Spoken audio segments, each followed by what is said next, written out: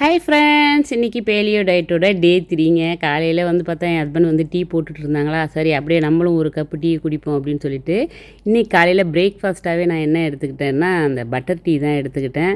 நல்லா டேஸ்ட்டாக இருக்குங்க. கொஞ்சமாக சால்ட்டும் ஆட் பண்ணிப்பேன். இன்றைக்கி ஹாலிடே தானே, அப்படியே வெளியில் போயிட்டு வெளியில் சாப்பிட்டு வரலாம் அப்படின்னாங்க.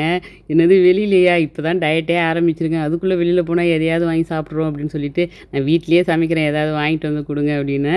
ஸோ சிம்பிளாக வந்து மட்டன் குழம்பும் இட்லியும் வச்சுரு அப்படின்னாங்க. சரி நீங்கள் போய் வாங்கிட்டு வாங்க, நான் அதுக்குள்ளே பூண்டு இஞ்சி எல்லாமே ரெடி பண்ணி வைக்கிறேன் அப்படின்னு சொல்லியிருந்தேன்.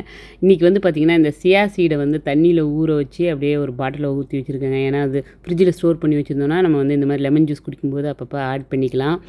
வந்து ஆவக்கோடை வந்து இந்த டயட்டில் சேர்த்துக்கலாம் அப்படின்னு சொல்லிட்டு வாங்கிட்டு வர சொன்னேன். பழுக்கிறதுக்காக வெளியில் வச்சேன், இந்த மாதிரி கருப்பு கருப்பாக போயிடுச்சு. டேஸ்ட்டும் வந்து சுமாராக தான் இருந்தது.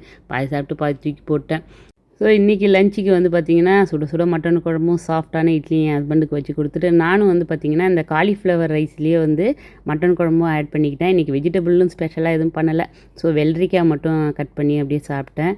இன்றைக்கி ஃபுல்லும் வேலைன்னு எதுவும் பெருசாக பண்ணலைங்க. அந்த மணி பிளான்ட்டில் இருந்த காஞ்ச இலையெல்லாம் ரிமூவ் பண்ணிவிட்டு அப்படியே வந்து கொஞ்சம் புதுசாக தண்ணி ஊற்றி ஃப்ரெஷ்ஷாக ஆக்கி வச்சுருக்கிறேன்.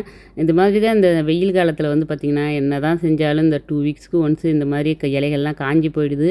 இருந்தாலும் இந்த ஹியூமிடிட்டி தாங்க முடியல. ஏசி போட்டிருக்கோம், கூலிங் வாட்டர் ஊற்றினோம், இருந்தாலும் இலைகள் காஞ்சிட்டு தாங்க இருக்குது.